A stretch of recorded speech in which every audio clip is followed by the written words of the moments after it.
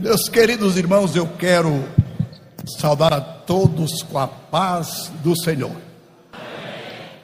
Quero aproveitar esta oportunidade para, em primeiro lugar, agradecer a Deus por poder estar aqui com a minha companheira, a irmã Inaura, comemorando esses 50 anos de casamento. É uma grande bênção de Deus.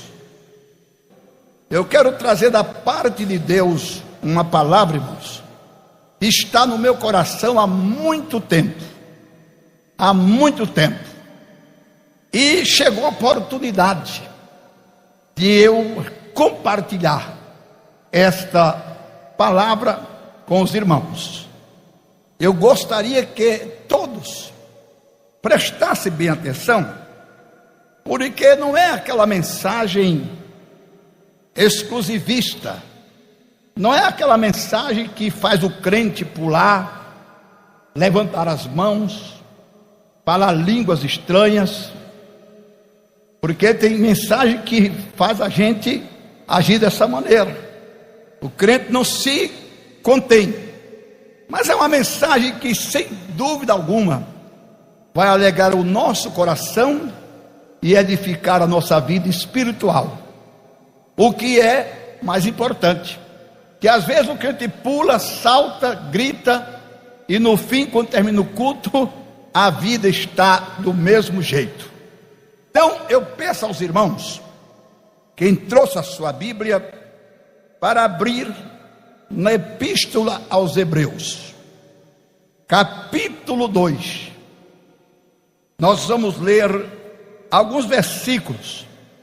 Epístola aos Hebreus, capítulo 2, está escrito assim: portanto, convém-nos atentar com muita diligência para as coisas que já temos ouvido, para que em tempo algum nos desviemos delas. Porque se a palavra falada pelos anjos permaneceu firme, e toda transgressão e desobediência recebeu a justa retribuição, como escaparemos nós, se não atentarmos para uma tão grande salvação, a qual, começando a ser anunciada pelo Senhor, foi-nos depois confirmada pelos que a ouviram? Como escaparemos nós, se negligenciarmos uma tão grande salvação? Meus queridos irmãos e meus distintos amigos, quando o primeiro homem, chamado Adão, ele lá no jardim do Éden, cometeu o primeiro pecado contra Deus, que foi o pecado da desobediência. Ele não prejudicou apenas a sua pessoa, mas ele prejudicou toda a humanidade. A Bíblia nos diz que pela desobediência de um homem, no caso Adão, todos pecaram e todos foram destituídos da glória de Deus. E todos passaram a ter necessidade de serem salvos. E Deus, vendo que o homem por si só não poderia jamais ser salvo, Deus, na sua infinita graça e misericórdia, ele providenciou para todos nós uma grande salvação.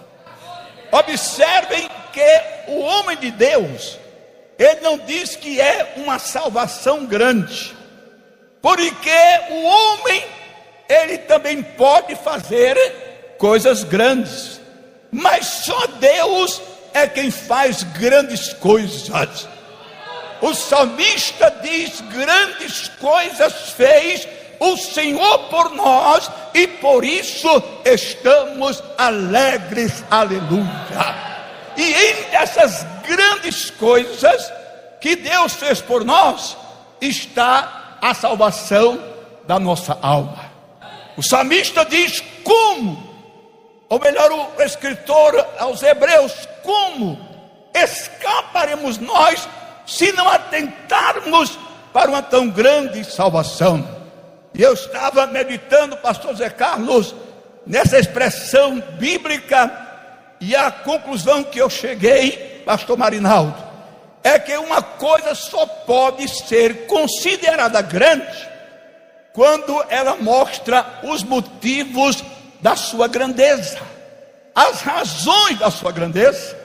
Não basta, pastor Paulo, a pessoa dizer isto ou aquilo é grande, tem que provar porque é grande. E nessa noite, em alguns minutos, eu quero que você ouça, porque a salvação do crente, ela é uma grande salvação. Não é uma salvaçãozinha michuruca, não é a salvaçãozinha que estão aí vendendo por R$1,99, não. Ela é uma grande salvação, em primeiro lugar, pela causa que a gerou. E que causa foi esta? Teria sido o nosso merecimento? Teria sido a nossa justiça? Teria sido a nossa capacidade? Teria sido as nossas virtudes? Não, senhores. Ela é uma grande salvação, porque a causa que a gerou foi o grande amor de Deus. Aleluia! O amor, todos nós sabemos que é o maior de todos os sentimentos. E meus amados irmãos, o amor de Deus, ele é tão grande, mas tão grande, e eu gosto muitas vezes, quando eu prego, citar trechos de hinos. E há um hino na harpa, eu não me lembro agora o número dele, mas o escritor, o autor, ele diz: este amor que abrange a todo mundo e atinge a mim, aleluia, pela sua grandeza. Para os amados irmãos, o amor de Deus é tão grande que ele foi o alicerce sobre o qual Deus construiu o edifício da nossa salvação. O amor de Deus é tão grande que o apóstolo São Paulo, ele diz assim: pode ser que por um justo alguém ouse morrer, mas Deus prova o seu amor para conosco, em que Cristo morreu por nós, sendo nós ainda pecadores. Esta expressão de Paulo no grego diz assim, que Deus prova o seu amor para conosco, em que Jesus morreu por nós, pastor Vitor, sendo nós ainda inimigos de Deus. Eu sei e afirmo nesta noite que nenhum de nós, a começar pelo pastor Gilvan Rodrigues, teria coragem de dar a vida por um amigo seu. Eu sou sincero, não tenho, mas Deus, levado pelo seu grande, inefável amor, ele permitiu que o seu filho morresse por nós, quando nós ainda éramos inimigos dele, irmãos. Imagine a grandeza deste amor. E Jesus diz lá em João 3:16, esse texto que eu considero o texto áureo da Bíblia: porque Deus amou o mundo de tal maneira que deu seu Filho unigênito, para que todo aquele que nele crê não pereça, mas tenha a vida eterna. A nossa salvação, ela é uma grande salvação, porque ela é fruto do grande amor de Deus. Aleluia. Os mais antigos se lembram, não se canta mais. A última vez que eu ouvi esse hino foi num disco de vinil. É o hino que diz assim: se as águas, se os mares todos fossem tinta,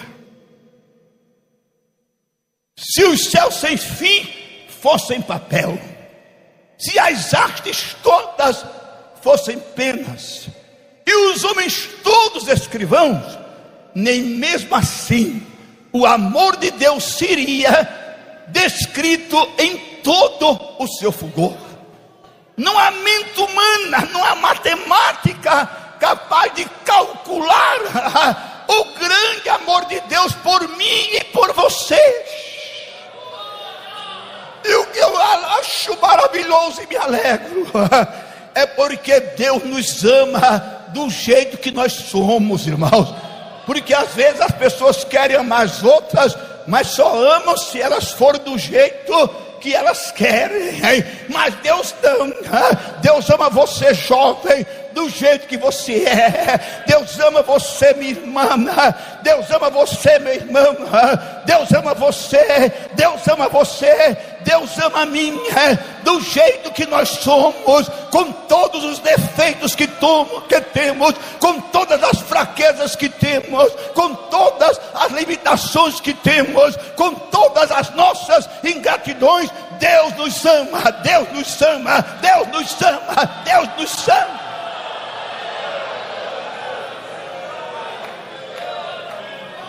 Essa é a grande salvação. Porque teve como causa, teve como procedência o grande amor de Deus. Eu estava pensando hoje à tarde nisso, e eu vou dizer uma coisa que você talvez até nem vai concordar, mas não tem problema. Só não venha depois me procurar para discutir, que eu não discuto. A Bíblia diz que ao servo de Deus não convém contender. Mas eu vou soltar aqui uma bomba atômica. Qual é essa bomba atômica? O escritor aos Hebreus, ele diz que todas as coisas estão nuas e patentes diante dos olhos daqueles com quem nós devemos de tratar. Ele está dizendo o quê? Que Deus conhece tudo. Deus sabe de tudo. Agora hoje eu estava pensando, existe uma coisa que Deus não conhece. E aí você vai se arrepiar. Mas pastor Gilvan, se a Bíblia diz que Deus conhece tudo, e agora o senhor vem dizer que existe coisa que Deus não conhece, eu poderia citar aqui várias. Eu vou citar pelo menos umas duas. A primeira coisa que Deus não conhece é uma pessoa que Ele não possa amar. Não existe uma pessoa a quem Deus não possa amar. Ontem eu estava na sala da minha casa, do meu apartamento, com alguns filhos meus. Até viajaram, uns viajaram, outro está por aí ainda, ficam conosco. E a gente estava conversando sobre Bíblia. E meu filho, um que mora em Juazeiro do Norte, ele falou sobre um homem da Bíblia. E quando ele falou sobre esse homem, pastor Nivaldo, eu disse: é o pior homem da Bíblia. Quem é o pior homem da Bíblia? Chama-se Manassés. Manassés fez tudo o que Deus disse para não fazer. E Deus permitiu que ele fosse preso, acorrentado. Mas a Bíblia diz que quando ele estava lá, no meio do pepinal, no meio dos espinhos, ele se humilhou, ele se arrependeu, Deus o perdoou, Deus continuou lhe amando e lhe trouxe de volta para o reino, porque Deus, Ele não conhece uma pessoa a quem Ele não possa amar. Pode ser o maior pecador, pode ser o maior estuprador, pode ser o maior traficante de droga, pode ser o maior bandido, pode ser a maior prostituta, mas Deus ama, Deus ama, Deus ama, Deus ama. O apóstolo São João, escrevendo a primeira epístola, ele procurou uma palavra para definir Yahvé, para definir Deus. E qual foi a palavra que João encontrou? Deus é amor. Está definido. Deus é amor. E foi este amor que fez com que ele enviasse Jesus. Agora olha o que o Espírito Santo escuta, o que ele colocou no meu coração. Deus foi o único pai. Escuta bem, se você quiser dar glória a Deus, dê. Se não quiser, não tem problema. Mas Deus foi o único pai que poderia salvar o filho da morte e não salvou. Agora, por que não salvou? Por amor a mim e a você. Então, por isto é que ela é uma grande salvação, né? Porque ela é fruto do amor de Deus. E se você pode e quiser, dá glória para Ele. Aleluia. Em segundo lugar, ela é uma grande salvação pelo preço que ela custou. A salvação para nós é de graça. De graça. Mas para Jesus custou um preço muito caro. Muito caro. Muito caro. E muitas vezes nas minhas orações eu gosto de citar versículos da Bíblia. E eu oro a Deus e digo assim: Senhor, como tu és tremendo. Jesus, como tu és maravilhoso. Porque está escrito aqui, irmãos, não é no Jornal da Paraíba, não está lá na internet, não está lá no Facebook, não está lá no WhatsApp, não está no Instagram, não está na Bíblia. Mas Ele foi ferido pelas nossas transgressões, Ele foi moído pelas nossas iniquidades. O castigo que nos traz a paz estava sobre Ele, e pelas suas pisaduras nós fomos sarados. Aleluia.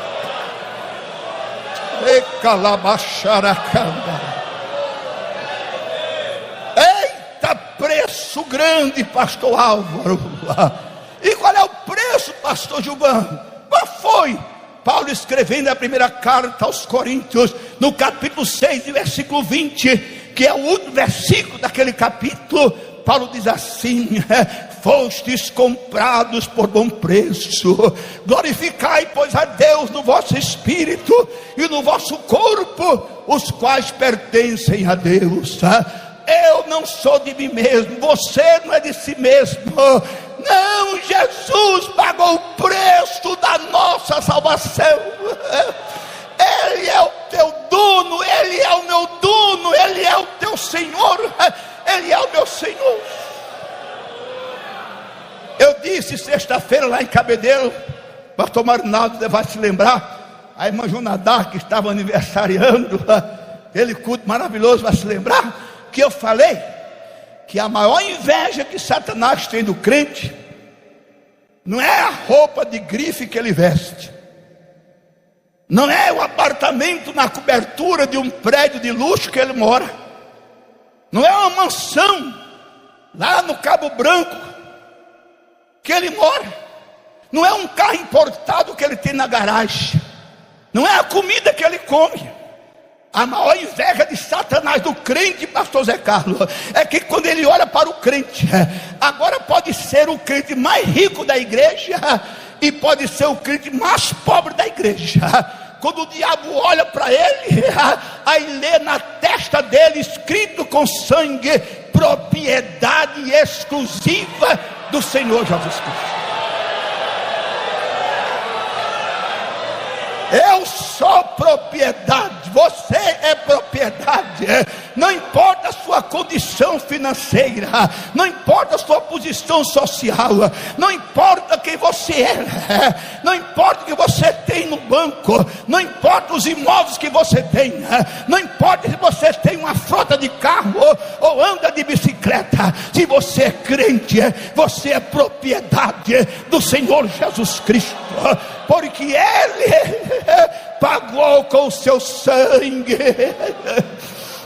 Ei, calabachure.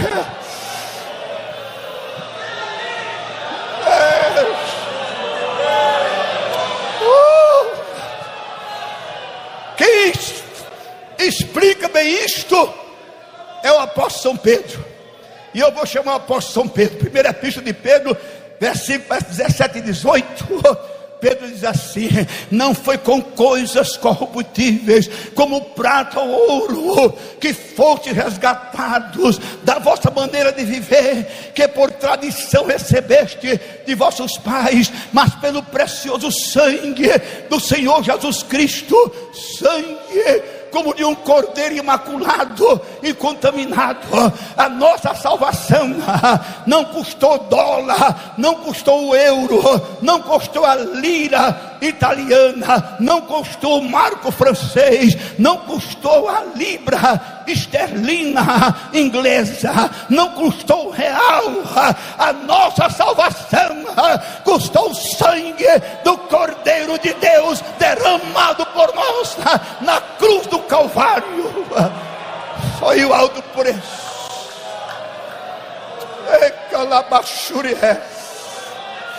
Olhe para a pessoa que está do seu lado, para que ela se alegre mais do que está alegre, e diga: você custou sangue, você custou sangue. E não foi sangue de bode, e não foi sangue de cordeiro, e não foi sangue de touro, e não foi sangue de bezerra. Foi o sangue do Cordeiro de Deus que venceu. Oh, aleluia! E por isso ela é uma grande salvação, pelo preço que ela custou.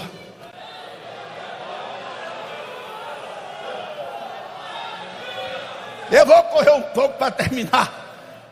Em terceiro lugar, é uma grande salvação pela sua extensão. Pela sua extensão. A salvação, meus amados irmãos, ela não é extensiva a um grupo. Talvez tenha alguém aqui que defenda isso que eu vou falar, mas ela não é extensiva a um grupo predestinado por Deus.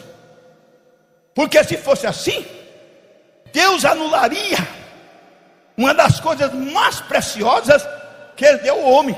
Que coisa é essa? O livre-arbítrio. Então, se houvesse um grupo predestinado, então os predestinados, pastor Marinaldo, mesmo que quisesse ir para o inferno, não iria.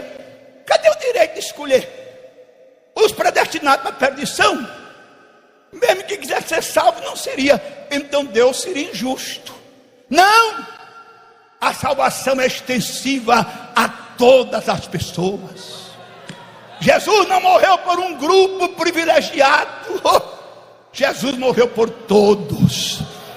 A palavra de Deus é clara. Paulo escrevendo a Timóteo, ele diz: Deus não quer que ninguém se perca, mas que todos sejam salvos. Aleluia. Jesus disse que o inferno não foi preparado para o homem, mas para o diabo e seus anjos. Então, se há predestinação, o diabo foi preparado para os não predestinados. Não, meus amados irmãos, nós temos o livre-arbítrio. Deixa eu falar uma coisa linda que o Espírito Santo me lembrou hoje, ou foi ontem, faz muitos anos. Eu ia viajando de João Pessoa para Campinas, de ônibus, e passei num lugar, não me lembro nem que lugar é esse, de tanto tempo. Aí, pastor Zé Carlos, eu vi ali uma casa muito bonita e uma faixa na frente, dizendo assim: vende-se esta mansão.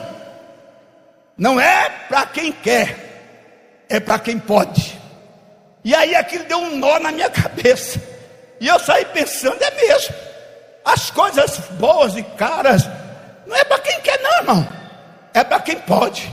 Aí o Espírito Santo disse assim: mas a salvação não é para quem pode, é para quem quer.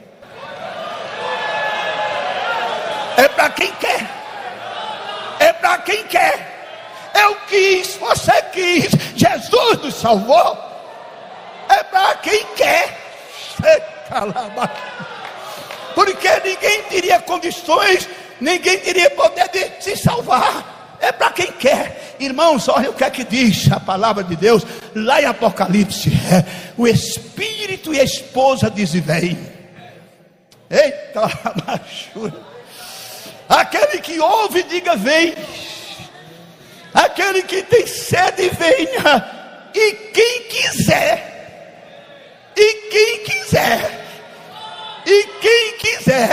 beba de graça da água da vida.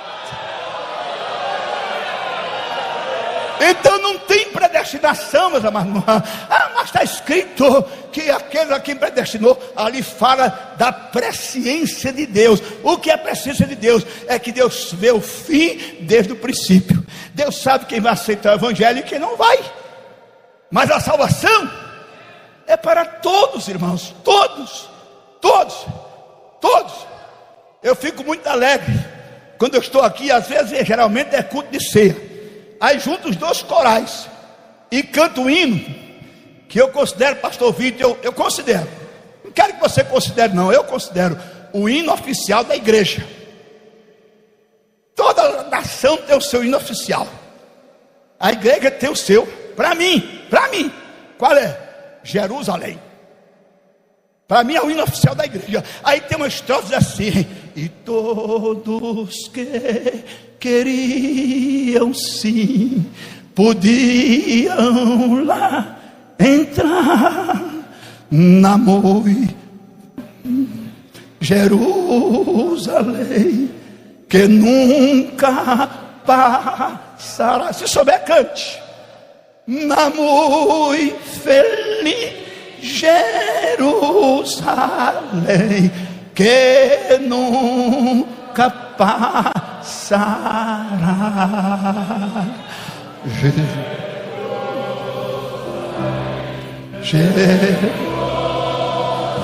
Isso é lindo demais. Canta, ó Santa Cruz, ó Santa nas alturas, Hosana o nosso Deus.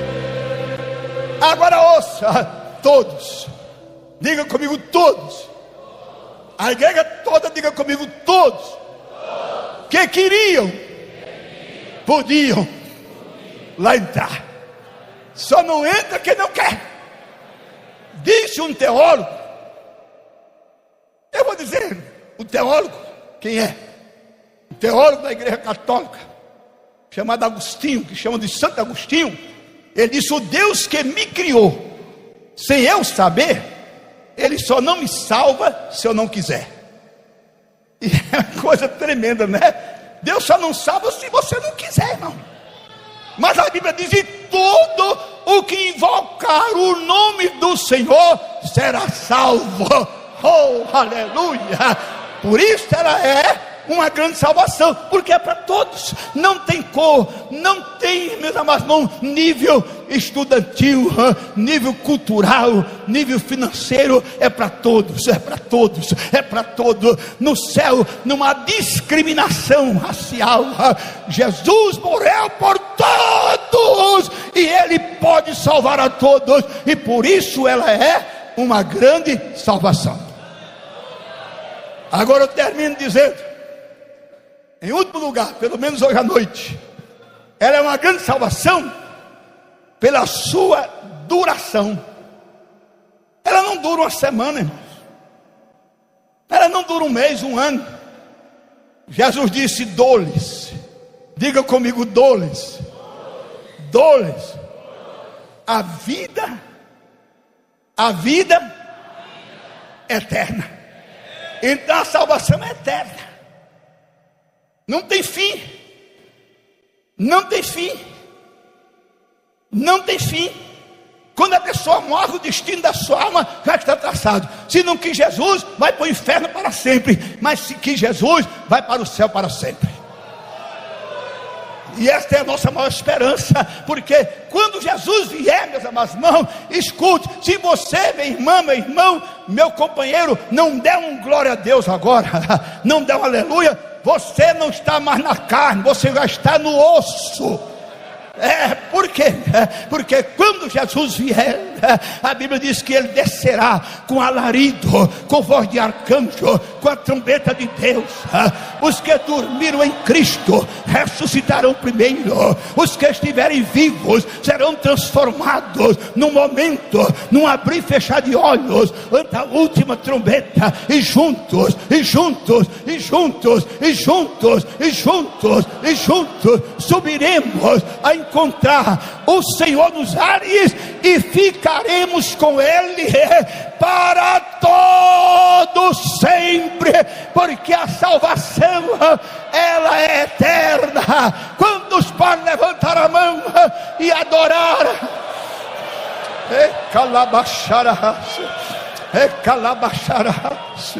Você crê nisso? Você crê nisso? Você crê nisso? Quando Jesus vier, meus amados irmãos, tristeza e dor nunca mais, problemas nunca mais, preocupações nunca mais, doença nunca mais, remédio nunca mais, consulta nunca mais, dor de dente nunca mais, dor de ouvido nunca mais, dor na coluna nunca mais. Vai ser somente gozo, vai ser somente alegria no céu, no céu, no céu. Porquanto por toda a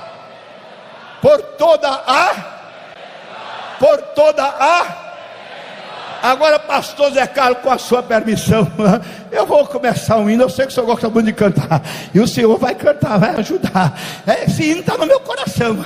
Sabe por quê? Porque o Espírito de Deus falou: quando você terminar, cante esse hino, cante esse hino, cante esse hino, cante esse hino. Qual é o hino? Oh, que saudosa lembrança tenho de ti. Terra, fica de pé para descansar. Pois és do meu coração.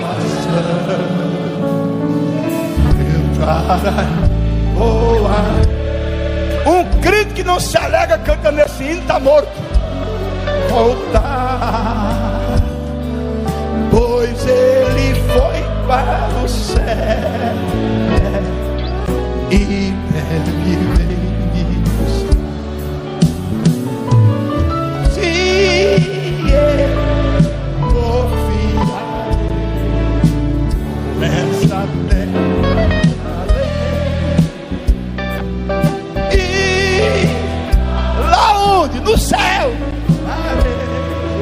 as montanhas da neve, lá está. Eu vou, Senhor, ao qual desejo ver. Você deseja? É tudo pra mim, e sem eu não posso. Agora canta assim: irei eu pra linda cidade, Jesus me dará um lugar, o sangue de toda verdade. A Deus hei de sempre louvar. No céu tem. Você tem saudade? Glória que lá hei de ver. Oh, que gozo vou ter quando o Senhor rodeado de grande.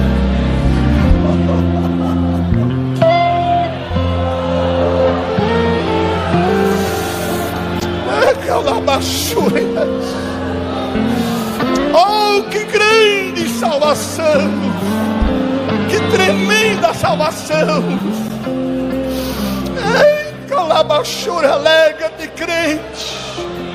Se você tem esta salvação, você não pode ficar de cara quadrada, você não pode viver de cabeça baixa, você não pode viver amargurado, você não pode dizer eu estou de cabeça quente. Não, você tem tem que se alegrar, você tem que se levantar, cuspindo fogo, arrotando brasa e dizendo: irei para a linda cidade.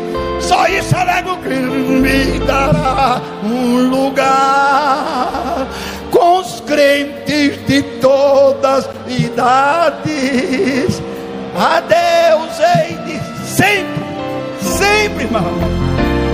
Do céu tenho muitas saudades. A glória aquela.